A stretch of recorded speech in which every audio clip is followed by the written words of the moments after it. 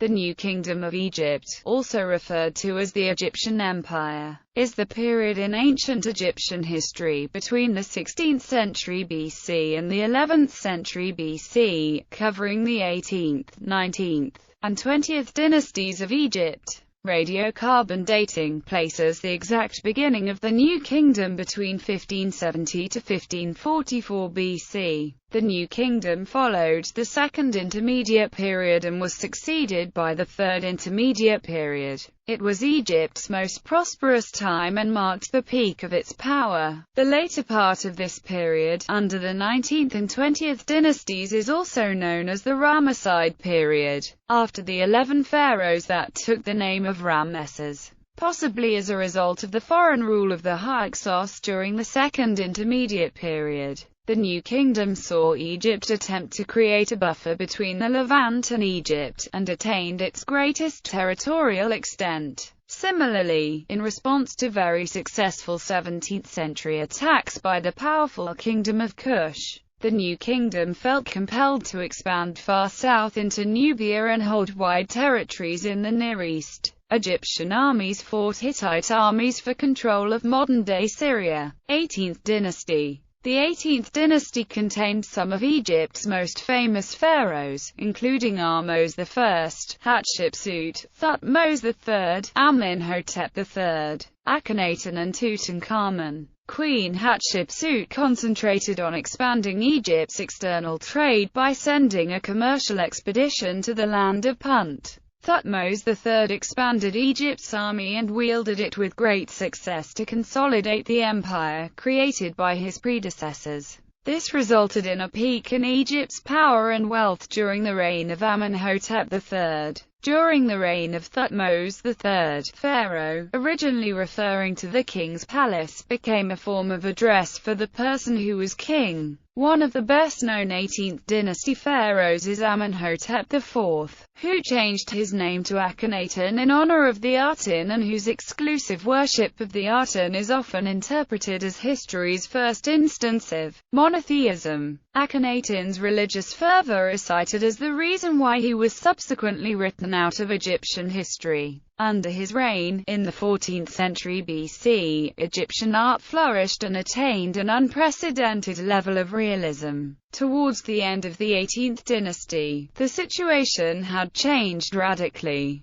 Aided by Akhenaton's apparent lack of interest in international affairs, the Hittites had gradually extended their influence into Phoenicia and Canaan to become a major power in international politics, a power that both Seti I and his son Ramesses II would need to deal with during the 19th dynasty. 19th dynasty. Ramesses II sought to recover territories in the Levant that had been held by the 18th dynasty. His campaigns of reconquest culminated in the Battle of Kadesh, where he led Egyptian armies against those of the Hittite king Muwatalli II. Ramesses was caught in history's first recorded military ambush. Although he was able to rally his troops and turn the tide of battle against the Hittites thanks to the arrival of the Eni Aaron, the outcome of the battle was undecided, with both sides claiming victory at their home front, ultimately resulting in a peace treaty between the two nations. Ramesses II was also famed for the huge number of children he sired by his various wives and concubines. The tomb he built for his sons, many of whom he outlived, in the Valley of the Kings has proven to be the largest funerary complex in Egypt. His immediate successors continued the military campaigns, although an increasingly troubled court, which at one point put a usurper on the throne, made it increasingly difficult for a pharaoh to effectively retain control without incident. Egyptian and Hittite empires, around the time of the Battle of Kadesh. 20th dynasty.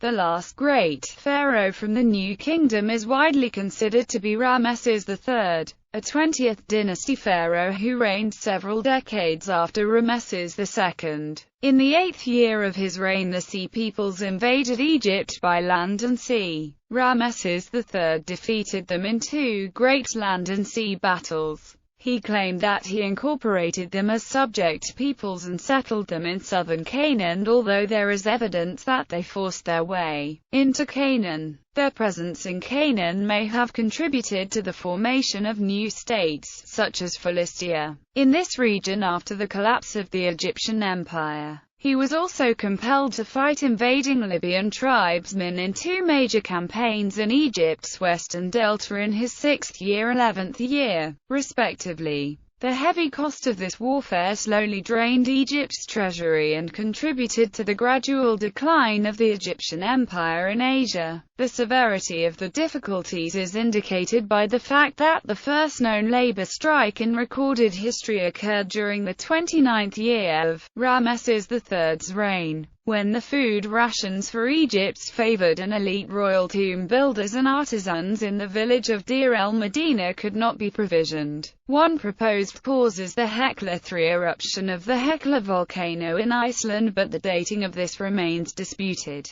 Ramesses III's death was followed by years of bickering among his heirs. Three of his sons ascended the throne successively as Ramesses IV, Ramesses VI and Ramesses VIII. Egypt was increasingly beset by droughts, below normal flooding of the Nile, famine, civil unrest and official corruption. The power of the last pharaoh of the dynasty, Ramesses XI, grew so weak that in the south the high priests of Amun at Thebes became the de facto rulers of Upper Egypt, and Smendis controlled Lower Egypt even before Ramesses XI's death. Smendis eventually founded the 21st dynasty at Tanis. Image gallery. Relief of a nobleman, California, 1295 to 1070 BCE. Brooklyn Museum. Queen Ahmose Nefertiti. Hatshepsut as a sphinx. Daughter of Thutmose I, she ruled jointly as her step-son's co-regent. She soon took the throne for herself, and declared herself pharaoh. Queen Hatshepsut's temple at Deir el-Bahari was called Djeser-Djeseru, meaning the Holy of Holies, in ancient times.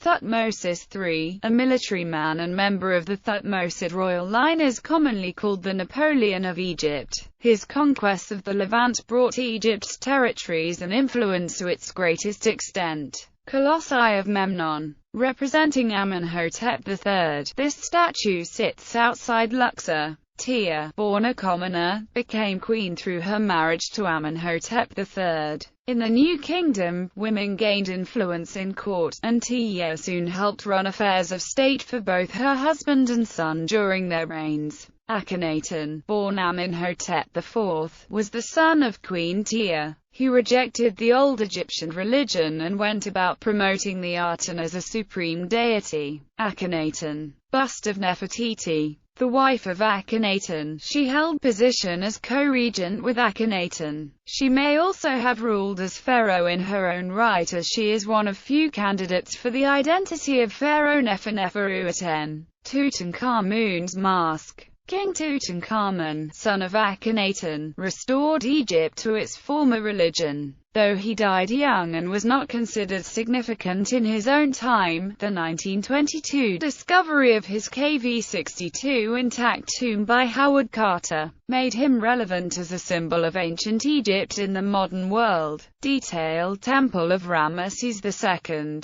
Nefertiti's Temple at Abyssimbel. Giant Ramses II. Abyssimbel Temple of Ramesses II. Abyssimbel. King Tutankhamun Guardian Statue.